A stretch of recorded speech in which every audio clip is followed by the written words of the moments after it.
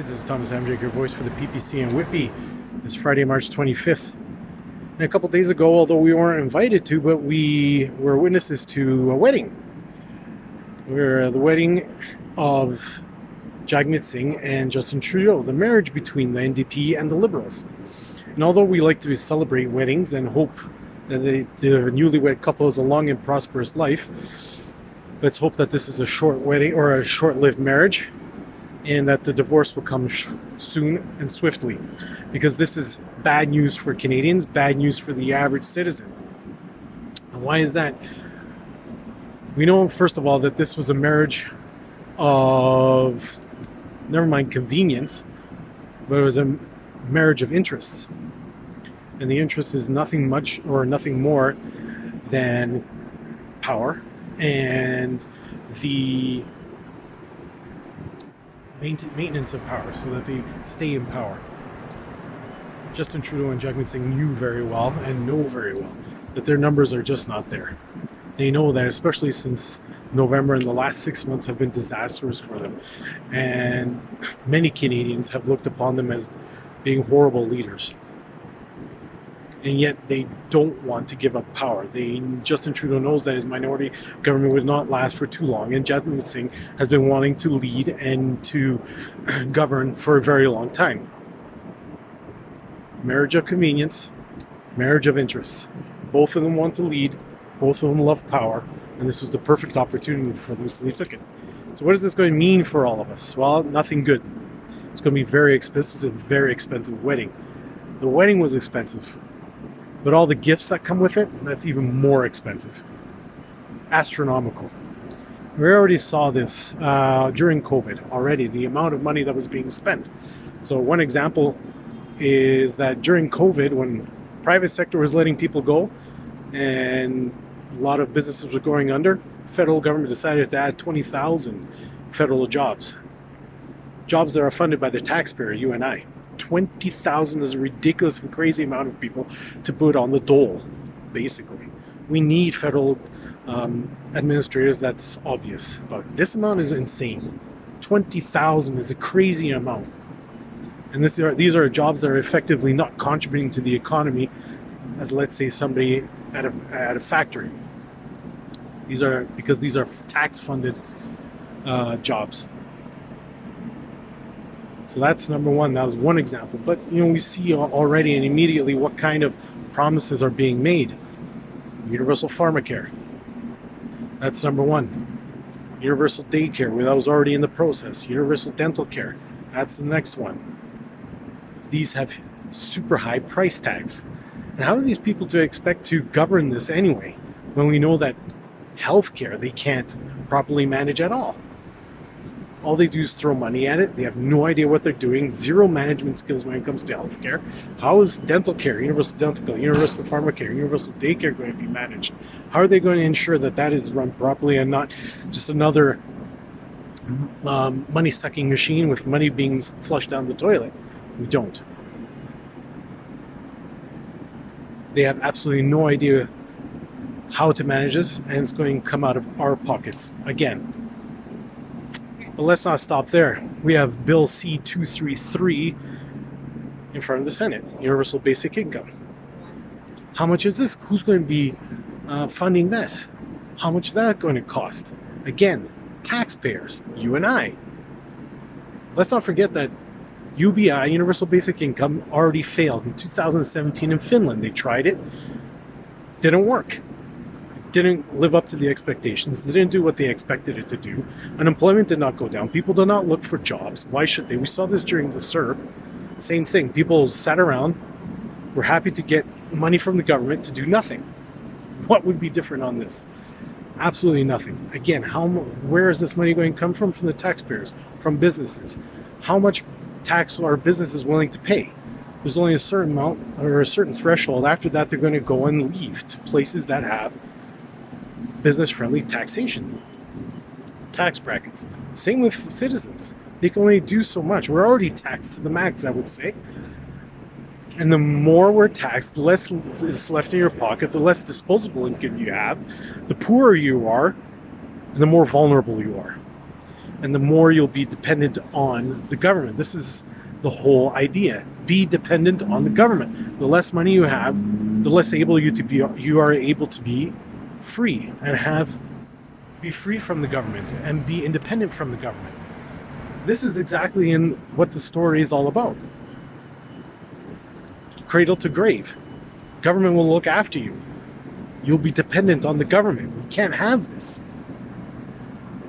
This is absolutely insane where they're taking us away and saying that this will be good for you because the government's paying for everything. Yes, but you're dependent on the government. This we've seen before. It was called communism. In Eastern Europe, everybody had a job on paper. They did nothing. They got a universal basic income. Everybody got a junky little paycheck that they could barely pay anything for. The government gave them a house, government gave them a job, the government gave them healthcare, government gave them dentistry, the government gave them daycare, everything. And at the end of the day, by the time it was all said and done, the country, the nation, the government went broke. This is why the communism went under, was one of the reasons anyway, because they went broke. They couldn't afford all of this. There's only a certain amount that you can afford, because if people aren't contributing to the economy, if the economy is not growing, if the economy isn't benefiting from people who are actually contributing and working to the economy, all this stuff comes with a huge and hefty price tag. How are we going to pay for this if people aren't contributing, if everybody's reliant on the government? You see the housing crisis. What is the solution that Jagmeet comes up with? Well, we have to pay for affordable housing. What does that mean? Panel houses. High rises. 10-story, huge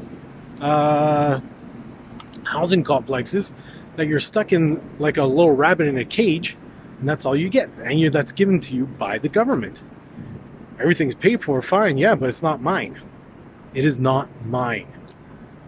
And that is the biggest issue.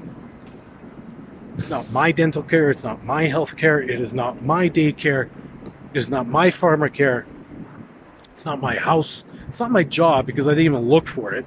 They just gave it to me. And that's what happened during communism.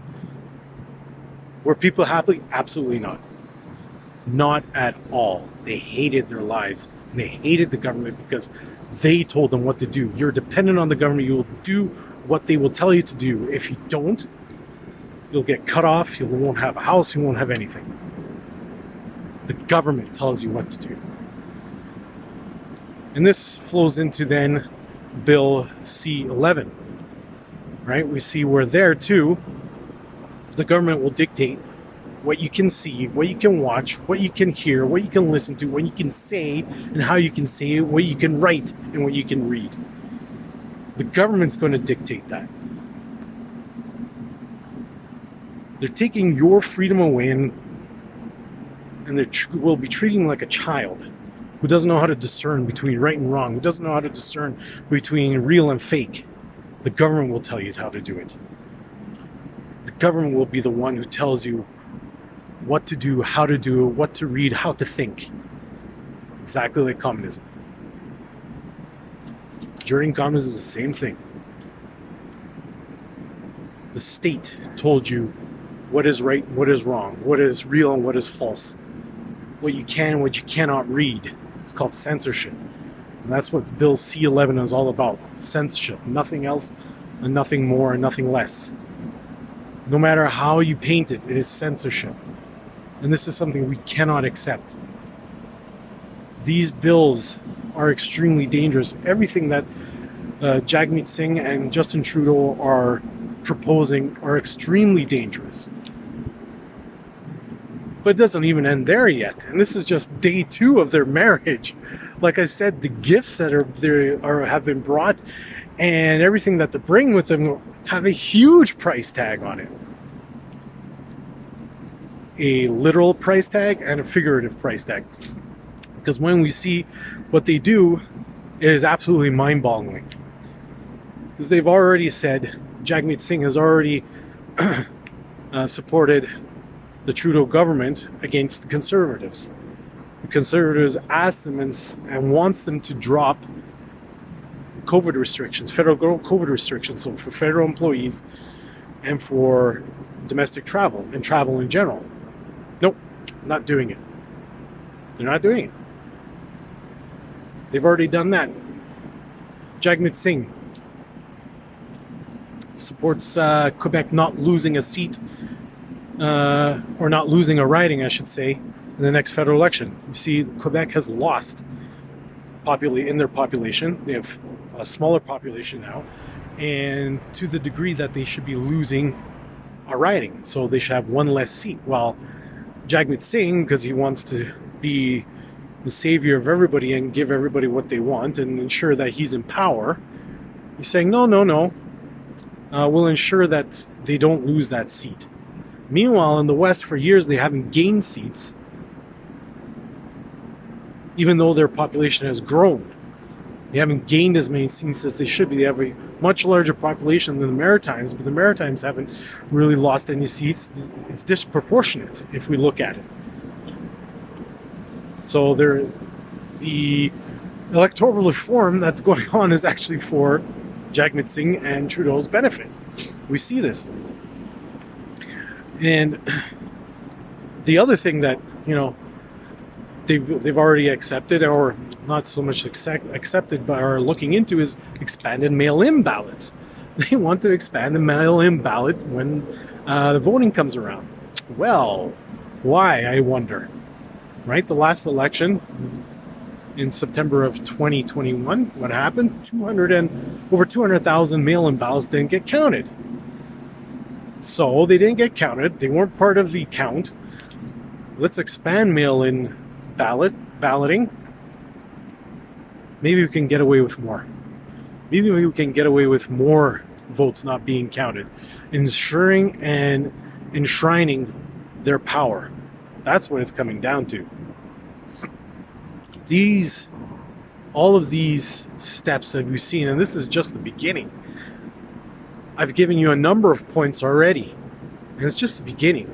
It's crazy what they're up to and what they are planning for Canada, and it's not good. Don't be fooled. Jagmeet Singh is not for the worker.